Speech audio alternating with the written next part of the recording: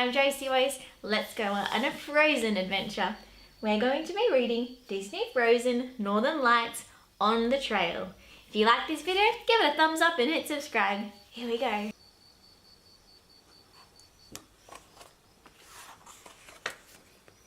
The sun was setting over the mountains, and Little Rock had a big journey ahead of him. He needed to track down his troll friend, Grandpappy, so he could earn a special tracking crystal. Only then could Little Rock take part in the most exciting troll ceremony in the land, the Crystal Ceremony. Anna, Elsa, Sven, Kristoff and Olaf had promised to help Little Rock, and after spending a whole day searching the mountains, they had stopped for a nap. But now it was time to move on again. "Let's go," said Little Rock. "We have to find Grandpappy." With everyone finally on their feet, Little Rock confidently marched down the trail with the group following behind. "Trolls are naturally great trackers," he said. "Very true," said Kristoff. "I'm going to find clues," Little Rock announced, "and I'll leave no shrub unturned." He scanned the area and froze when something caught his eye. "Grandpappy must have gone this way," he said, proudly holding up a broken-off branch. Olaf rushed over. He shouted. "I wondered where I left you." At everyone's puzzled expressions, he explained he had lost it when he tried to shoo a bug out of his face. Kristoff noticed Little Rock's look of disappointment and reminded him that everyone makes mistakes. And imagine how Olaf would have felt if he left his arm up on the mountain forever. Little Rock brightened. "Glad I could help." Then something in the distance caught Little Rock's eye. He raced ahead to check it out. "An important clue!" he exclaimed. Little Rock held up a clumpy piece of bright green moss. "This is from Grandpappy's cloak," he said. "I'd know it anywhere." "Oh, I have a clue too," said Olaf, holding up his moss-covered foot. Elsa pointed out thick patches of the soft green plant scattered all over. "It's possible that it's just moss." Little Rock looked around and saw that Elsa was right. He sighed. "This isn't from Grandpappy's cloak." As they walked further up the mountain, snow appeared on the path. Anna and Kristoff discovered what they thought were troll footprints just off the trail. They called Little Rock over, but he was busy inspecting some other prints he had found. "I think I have a real clue over here," he shouted. "I feel like I'm becoming a better tracker," Little Rock said as he followed the tracks to Sven. Sven gave him a big lick across the cheek. Little Rock groaned and collapsed into the snow. He was starting to feel a little discouraged. It took Anna a while to convince Little Rock to cheer up and check out the tracks she and Kristoff had found. "Those are Grandpappy's footprints," Little Rock declared. They followed the prints higher and higher up the mountain, but when they made it to the very top, the tracks stopped. Little Rock began to imagine what might have happened to Grandpappy. "A giant bird might have carried him off," he said frantically. "Or maybe a squirrel thought he was a delicious nut." Little Rock spun around nervously. "Or a swarm of angry butterflies could have just gobbled him up." Kristoff tried to calm Little Rock down. "There are no birds strong enough to pick up Grandpappy," he said. "Squirrels are friendly towards trolls, and butterflies, even when they're angry, prefer flowers." Little Rock giggled. He realized he was being silly. But now Anna looked worried.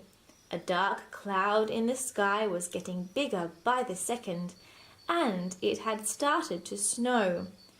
Little Rock offered to find shelter. No, everyone shouted. They were afraid he'd run off and get lost. When the snow began to fall harder, Elsa got to work. Elsa waved her arms and a beautiful ice shelter appeared nearby. The friends hurried to gather inside the magical ice dome. "We may be here for a little while," said Kristoff as he settled down in the cozy shelter. "How about another story?" said Little Rock. "Anyone have one to share?" Olaf raised his twig arms excitedly. "This storm reminds me of a story I know, and it's about the Northern Lights. Do you want to hear it?" Everyone agreed that it was the perfect time for Olaf to tell his story. "On a very cold, very snowy night," Olaf began, "Elsa built me with her magic. I remember saying, 'I'm Olaf and I like warm hugs.'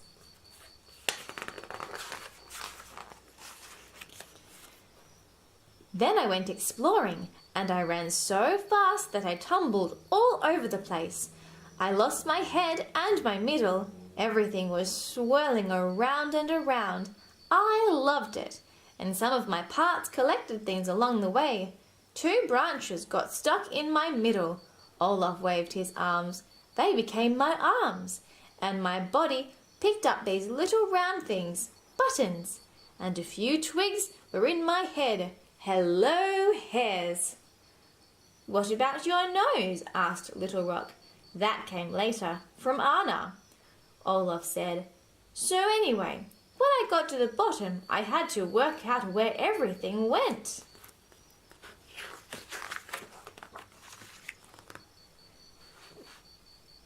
"And when I was putting my final part in the right place, bright lights suddenly appeared in the sky."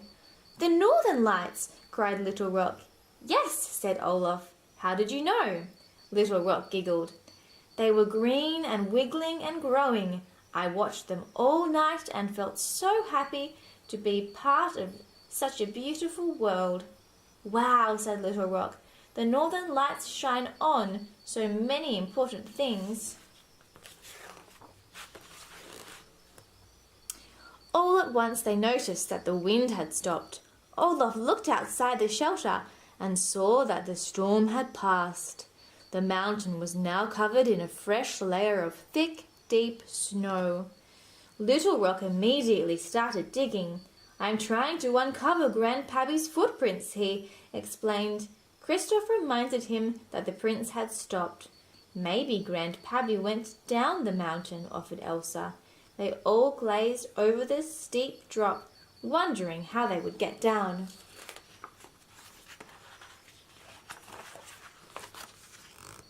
Little Rock grinned when he had an idea.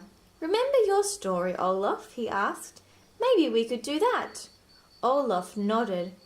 Then he leaped over the side and began tumbling down. Little Rock rolled into a ball and followed him. Elsa peered over the ledge after them and gave a nod.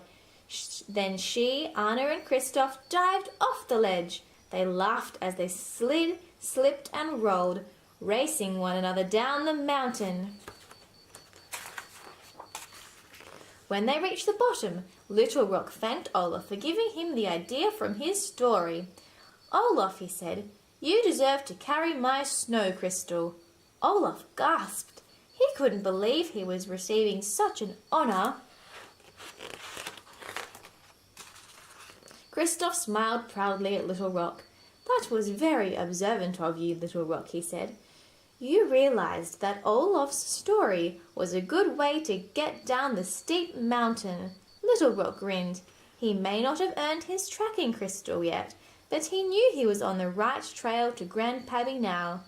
With his friends beside him, Little Rock was ready for whatever came next, and he wasn't going to stop until he reached his final destination, the crystal ceremony.